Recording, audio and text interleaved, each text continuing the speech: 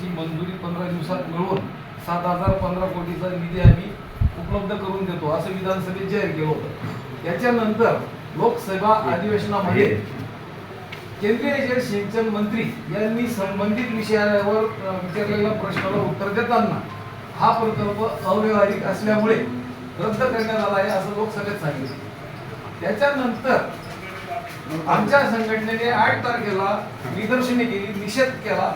त्याच्यानंतर 9 तारखेला राज्यपाल कार्यालयातून पत्र घेऊन माननीय उपमुख्यमंत्री देवेंद्रजी फडणवीस जाहीर करतात की हा प्रकल्प मंजूर करण्यात आला आहे।